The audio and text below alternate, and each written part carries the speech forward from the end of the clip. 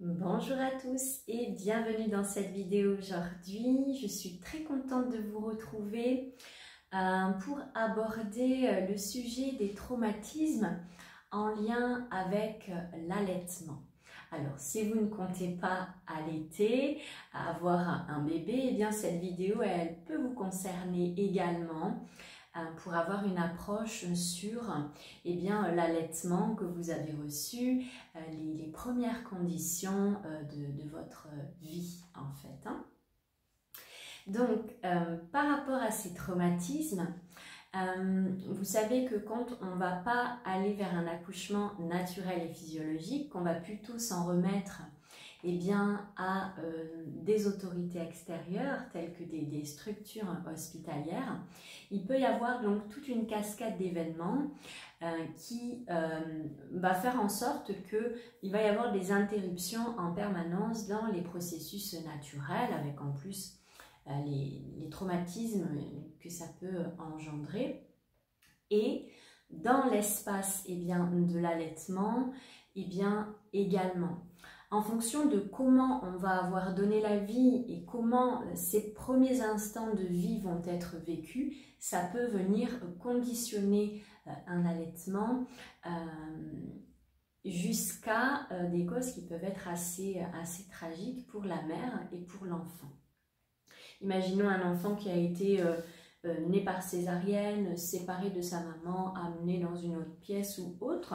Voilà, il y a une coupure dans les processus naturels. Et donc, en fait, toutes ces coupures viennent couper en fait cette colle avec la maman, le bébé. C'est ces premiers instants qui sont primordiaux aussi pour le bon déroulé d'un allaitement. Et bien, tous ces processus qui sont coupés, ou s'il y a eu toute une cascade d'événements où l'accouchement a été traumatique, le bébé arrive, a eu des ventouses ou que sais-je encore, la maman peut avoir des grandes difficultés ensuite pour allaiter son enfant, parce qu'il y a une coupure dans la connexion entre elle et son bébé, plus toute la méconnaissance en lien avec l'allaitement.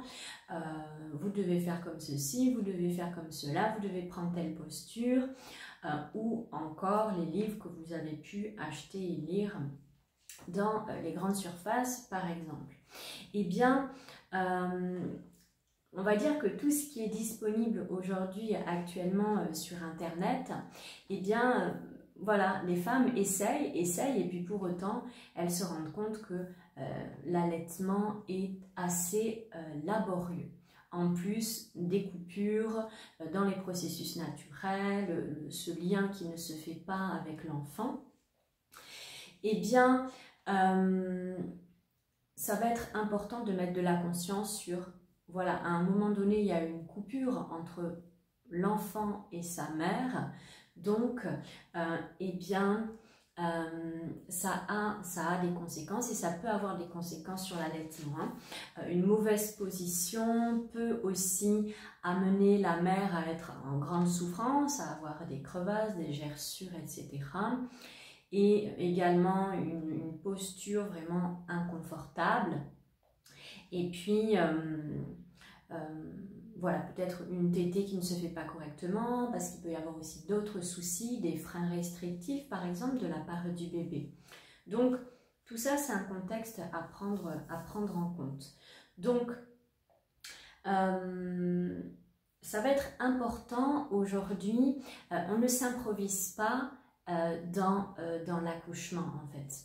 L'accouchement, c'est quelque chose qui se prépare en conscience, et les femmes, la plupart des femmes sur la Terre ont vécu des accouchements assez traumatiques, la plupart n'en ont pas conscience.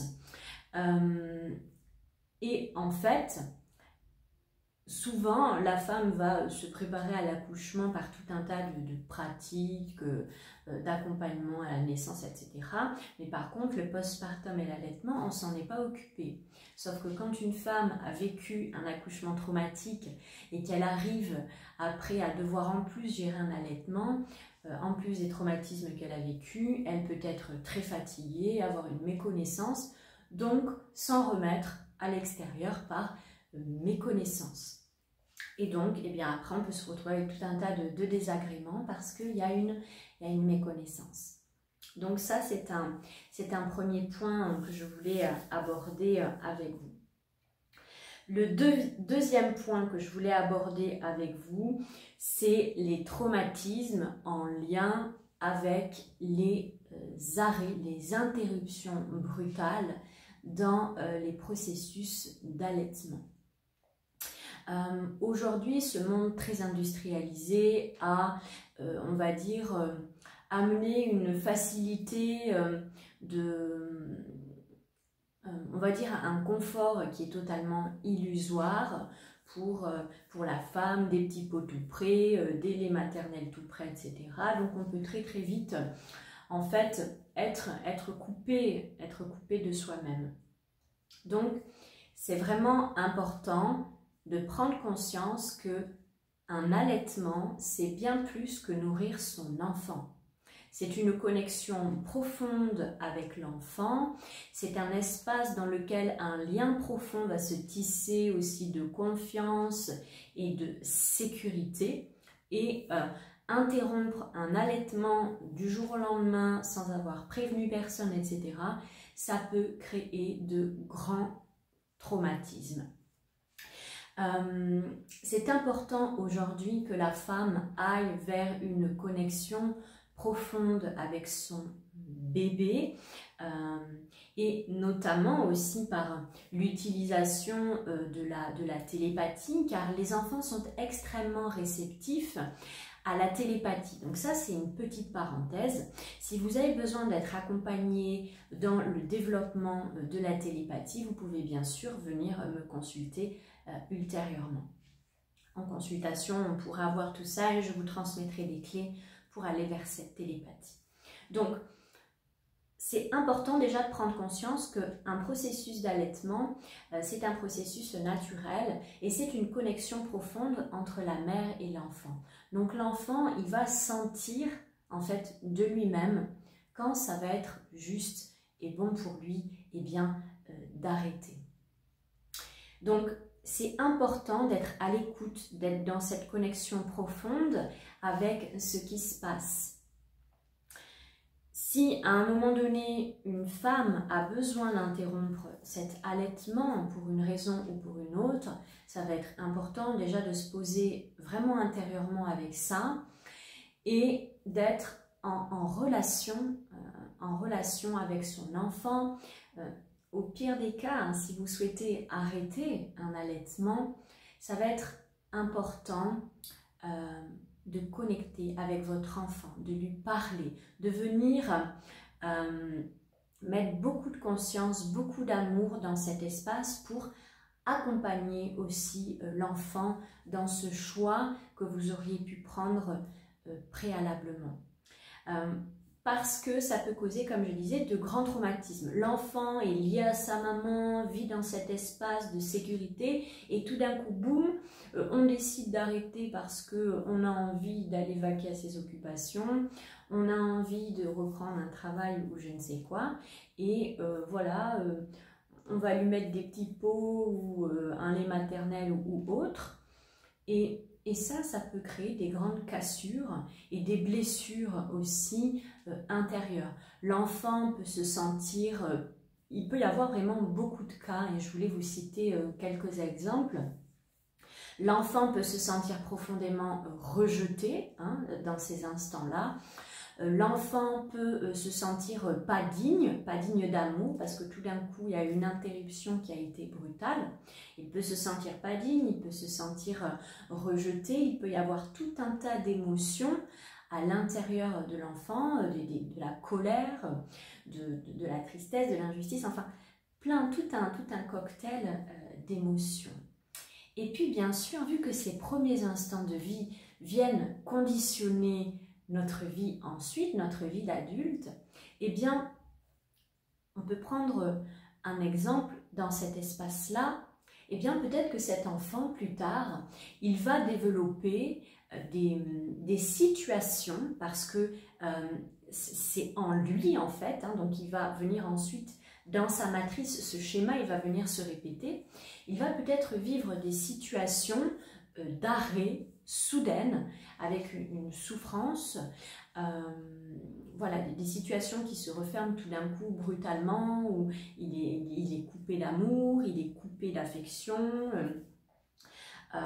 Il ne comprend pas pourquoi il y a des changements brutaux dans sa vie, même des personnes qui changent brutalement de comportement. Voilà, ça peut créer comme ça ensuite des schémas, parce qu'il y a cette faille à l'intérieur du bébé. Donc, c'était important pour moi de vous partager ces points-là. Et bien sûr, quand on est en conscience et qu'on se prépare aussi, la connaissance libère. Et ça, je vous le partage très régulièrement. La connaissance permet vraiment de se libérer. Donc, aujourd'hui, si vous êtes une femme, que vous avez envie d'avoir un enfant, eh bien, c'est bien de se préparer préalablement. Aujourd'hui, il y a de plus en plus de femmes conscientes et qui s'éveillent et qui préparent leur accouchement bien avant la naissance, hein, et ça fait partie également de mon chemin. Ça fait plus de 10-15 ans que j'œuvre sur cette thématique-là. Donc, en termes d'allaitement, par rapport à tout ce que vous allez pouvoir retrouver dans les livres et ce que certaines personnes vont vous partager, ne fais pas comme ci, ne fais pas comme ça, voilà, tout ça, ça va être important de se détacher de toutes ces réalités-là. Et je peux vous inviter à aller vous intéresser au Biological Nurturing de Susan Colson, qui est également appelé l'allaitement instinctif. Voilà. Là, vous allez vraiment pouvoir trouver des clés pour vraiment faire les choses correctement. Il y a aussi beaucoup de choses qui sont proposées dans la voie classique, quand par exemple les femmes se retrouvent avec des gerçures, etc. On va leur proposer tout un tas de produits. Il n'y a rien qui fonctionne. Il y a quelque chose qui fonctionne très bien, ce sont les coupelles en argent. Ce sont des coupelles qu'on va venir mettre sur les mamelons de la femme, et avec le lait maternel, ça va venir cicatriser rapidement. Donc ça, c'est une petite clé aussi que je voulais vous glisser dans cette vidéo. Voilà, donc un petit peu les traumatismes en lien avec autour de l'accouchement que j'avais envie de l'allaitement, pardon, que j'avais envie de vous partager. Et bien sûr, un allaitement en conscience se passe très très bien dans une connexion, et aussi quand il n'y a pas de coupure, hein, dans ces processus-là.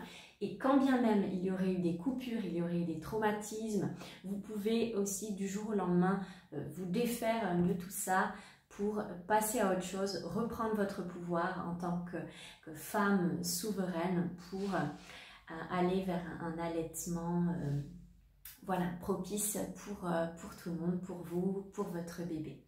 Et bien sûr, respectueux pour la femme, c'est important que la femme soit très très confortable pour vivre un allaitement. S'il y a des inconforts dans le corps, ça n'est pas normal d'avoir des douleurs, d'avoir des...